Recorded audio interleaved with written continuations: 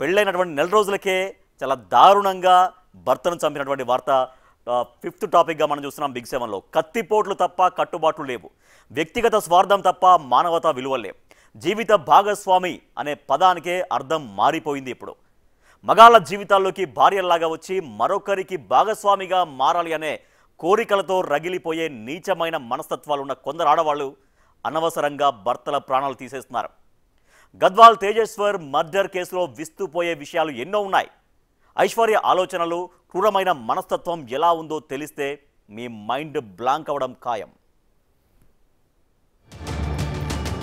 అక్కడెక్కడో మేఘాలయలో honeymoon murder గురించి తెలిస్తేనే ఒక్కొక్కరికి దిమ్మ తిరిగిపోయింది.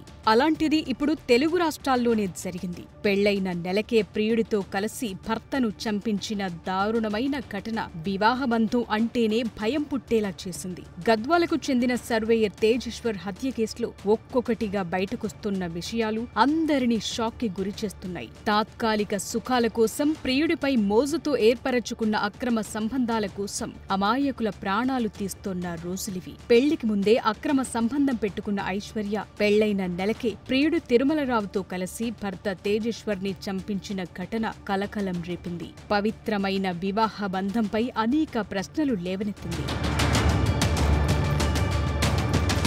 హత్య సమయంలో తేజేశ్వర్ కార్ ముందు సీట్లో కూర్చున్నాడు. పరమేశ్వర్ అనే నిందితుడు వెనక నుంచి మెడపట్టుకుని గొంతు కోశాడు. ఆ తరువాత డ్రైవర్ సీట్లో ఉన్న నగేష్ తేజేశ్వర్ కడుపులో కత్తితో పొడిచాడు. ప్రాణం పోవటానికి కొన్ని క్షణాల ముందు తేజేశ్వర్ తన పొట్టలో దిగిన కత్తిని తీసి నగేష్ పై దాడి చేశాడు. ఈ దాడిలో నగేష్ చేతికి గాయమైంది. రక్తమోడుతోన్న తేజేశ్వర్ని ముందు సీట్లో నుంచి వెనక సీట్లోకి మార్చారు నిందితులు. అతను చనిపోయాడని నిర్ధారించుకున్నాక మృతదేహాన్ని కర్నూలు తీసుకెళ్లి తిరుమలరావుకు చూపించింది సుపారీ గ్యాంగ్. డెడ్ బాడీని చూసాకే వాళ్లకు 2 లక్షలు ఇచ్చాడు. మొదట తేజేశ్వర్ డెడ్ బాడీని కర్నూలు శివారులోని ఓ రియల్ ఎస్టేట్ వెంచర్లో పూడ్చాలనుకున్నారు. కానీ పాణ్యం దగ్గర పొదల్లో పడేశారు నిందితులు.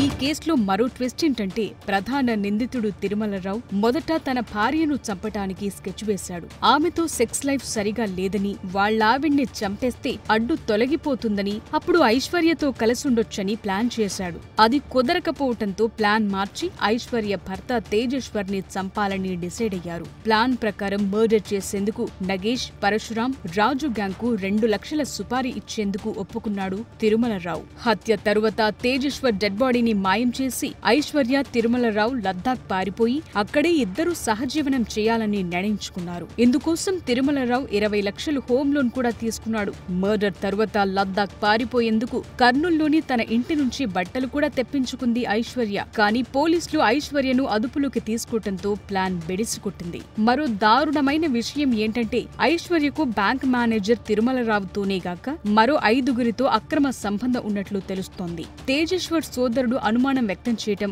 పోలీసులు ఐశ్వర్యని అరెస్టు చేసి ప్రశ్నించడంతో విచారణలో నిజమొప్పుకుంది.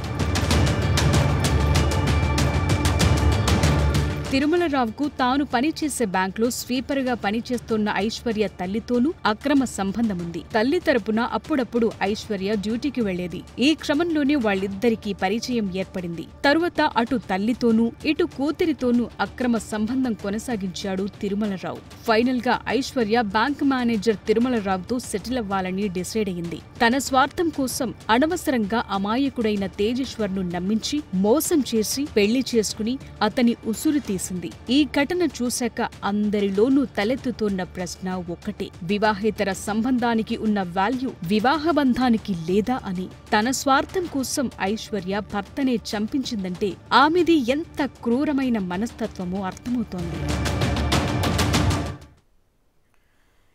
ఒళ్ళు గగురు పొడిచేలాగా నేరాలు చేస్తున్నారు. సార్, నిజంగా నేరం చేస్తే, చంపేస్తే ఏం జరుగుతుందో, ఎటువంటి కేసులు ఎదుర్కోవాలన్న భయం కూడా కనీసం ఎక్కడ కనిపించట్లేదు. సో మనం చూసాం 4th టాపిక్, అలాగే 5th టాపిక్లో. 4th టాపిక్లో టీనేజ్ అమ్మాయి, టీనేజ్ గర్ల్, 10th క్లాస్ చదివేటువంటి అమ్మాయి, ఆ అమ్మాయికి ప్రేమ వద్దు అన్నందుకు, ప్రేమ వద్దు, ఇది మంచిది కాదు అని తల్లి మందలించినందుకు తల్లినే చంపేసే ప్లాన్ చేసి తల్లిని చంపేసింది. సుత్తితో కొట్టి మరీ చంపేసింది ఆ అమ్మాయి. సో అంటే ఒక టీనేజ్ ఉంది, టీనేజ్ గర్ల్, కనీసం స్కూల్కు వెళ్ళే గర్ల్, ఏ మాత్రం కూడా నేరం చేస్తే ఎంత కేసులు ఎదుర్కోవాలి, ఎటువంటి శిక్ష పడతాయన్నటువంటి ఏమాత్రం భయం లేకుండా చాలా యథేచ్ఛగా ఇటువంటి హత్యలకు పాల్పడుతున్నారు.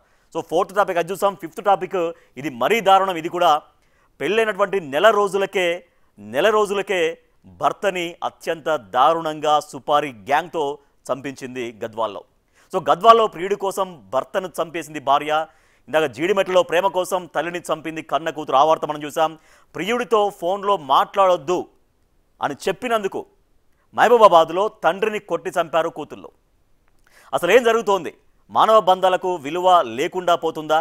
ఎందుకు మరి అంటే ఇంత నేరాలు యథేచ్ఛగా ఎందుకు చేయగలుగుతున్నారు? సో చట్టాలంటే వాళ్ళకి ఏమాత్రం భయం లేదా? శిక్షలంటే ఏమాత్రం భయం లేదా?